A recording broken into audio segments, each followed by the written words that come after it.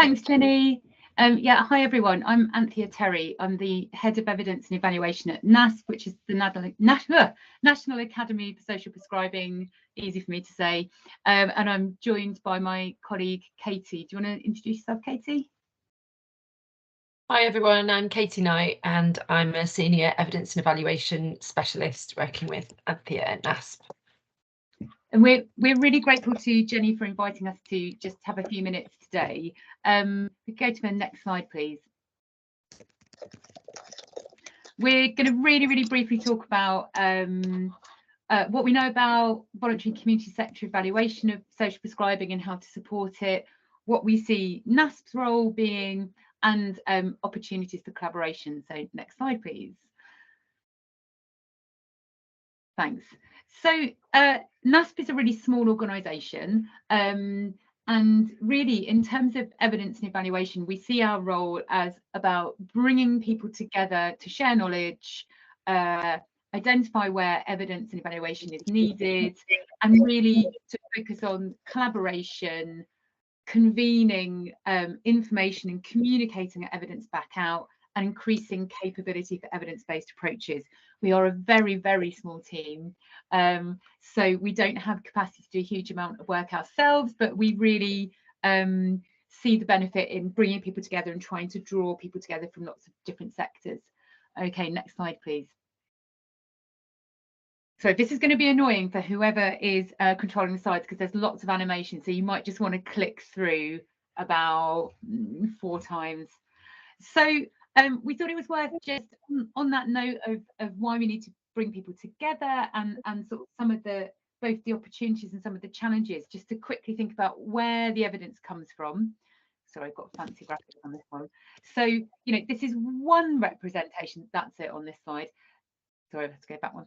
This is one representation of a social prescribing pathways, and we go from the start. You know, we've got the individual and we have patient records on demographics there, so a whole load of data there.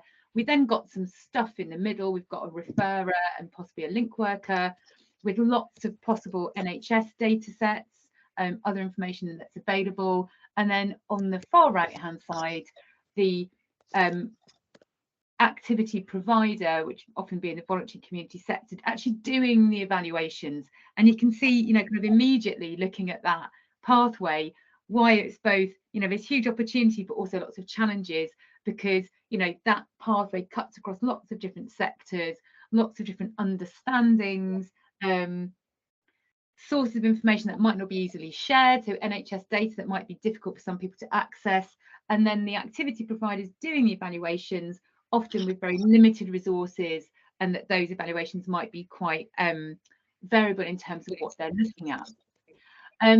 And then across the top, something else that we try and sort of bring into the picture would be academic research and evaluations from other social prescribing projects. Okay, next slide, please. And so we did some mapping work in NASP involving some of our core academic partners, this was stakeholders, to try and identify what are the highest priority needs in terms of social prescribing evidence.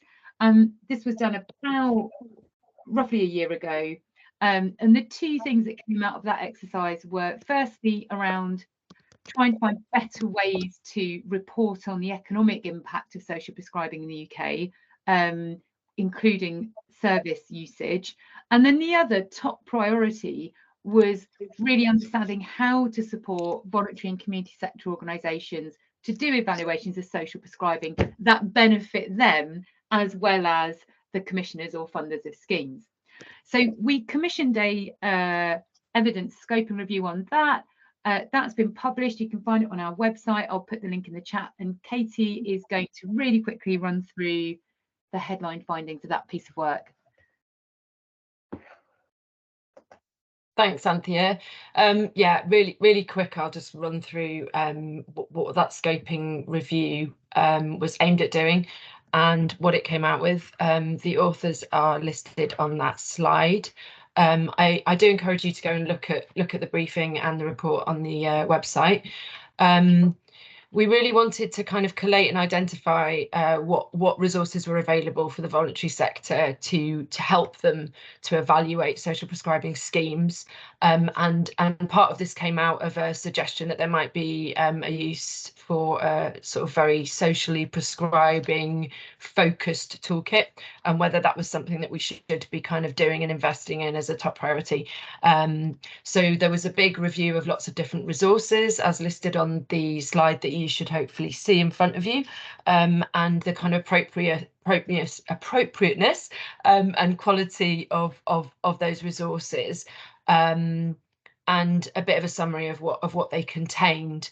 There are also some roundtables as part of that, and a survey, and a lot of different themes emerged from that work.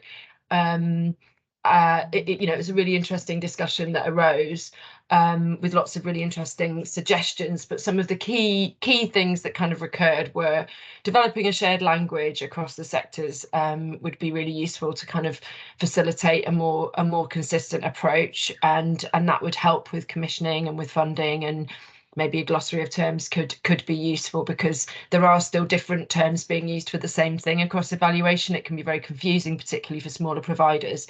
The issue of just small providers and their capacity, which I think a lot of people on this call will be aware of, is a huge one, and just them having the time to access resources, and then the budget available to do it properly, and the kind of expectation sometimes that's not quite aligned with the kind of level and sophistication of evaluation output, not really being in keeping with the organisations that are the activity providers at that end. And that kind of speaks to the second point on that slide, which is about the difference in cultures across funders and sectors, which is something that obviously we're trying really hard to do at NASP, is to kind of bring those voices together.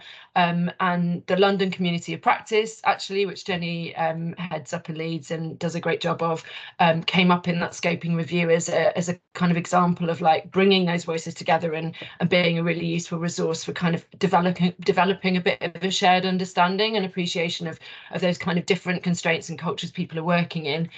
And the last is a kind of just a really obvious lack of training and skills in certain areas around evaluation, and if there could be a kind of foundational understanding developed across voluntary sector organisations around evaluation, posing evaluation questions, how to frame an evaluation, and what the kind of methodological approaches are that might be most appropriate, so that organisations are gathering the data that's really needed, no data that's extraneous, and data that's useful to the health service as well. I think that's all on that one. Could you oh, I've moved it on. Have I moved it on, Jen? To the next slide? Yeah, it's on the next slide. Yeah. So what next for NASP is really focusing on some of those evidence gaps that still exist.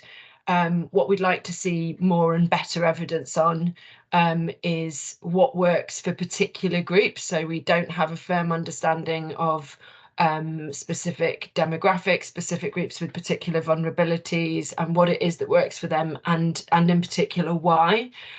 So on the ground, and the kind of implementation and the kind of variability of approaches and types of intervention activity that work.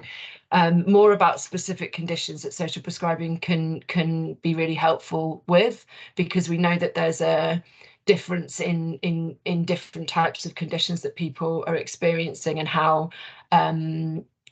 efficacious social prescribing interventions can be.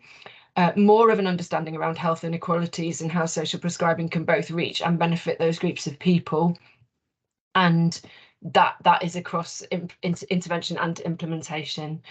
More consistency and consensus. So this was kind of covered on the last slide, but just getting a bit more agreement on what's reasonable, what's required, and what's necessary.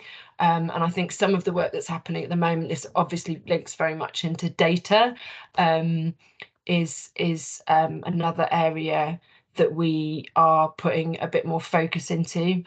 And then a kind of gold standard. So if we could have some sort of consensus agreement and an evaluation really about what kind of economic measures would be most useful to look at the value of social prescribing. Data sharing, which I think some people on this call will probably know more about than me, and some people will know very little, but getting data shared between sectors is another area that we're working on, and I know lots of other people are working on, and making that smoother and easier.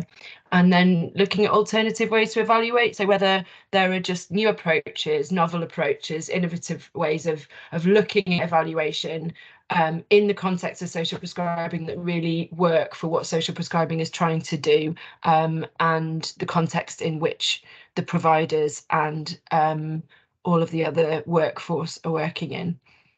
I think that's it from me, Jen. Amazing. Thank you both. I think, yeah, it's really important, kind of all the work you're doing, and I'd recommend people to follow the link that Anthea put in the chat, because there's so many resources that I looked through and I just thought, oh, I've never seen that before. But it was really helpful if you're thinking about how to evaluate a social prescribing service. And also, I will say that NASP, they have an evidence collaborative where they have all these academic links. It's really important not just to have the social prescribing services collecting data and evaluating the impact, but that academic piece as well. And they've got a lot of reviews on their website that kind of highlight those key statistics around what is the academic evidence for social prescribing, and those are things you could use in your own work. So yeah, we'll share those after as well. And there's an event next week as well, isn't there? To highlight some of that. I don't know if you want to just quickly say anything about that. Yeah, I'll add a link to the chat. Thanks, Jenny. So it's a NASP webinar, a NASP evidence webinar. It is for a general audience. So it's not a kind of, it's very much a non-technical overview of evidence. I will find a link and pop it in the chat. Should have thought of that beforehand. But yeah, please do sign up. And just on the International Evidence Collaborative, we're migrating the database that sits underneath the sign up. So sign up is a bit tricky right now, but what I'll do is I'll pop in the chat our generic email address. And if you're interested in signing up to the Evidence Collaborative, you can email us, and as and when we've moved it over, done the behind the scenes bit, we can let you know, and you'll be able to join.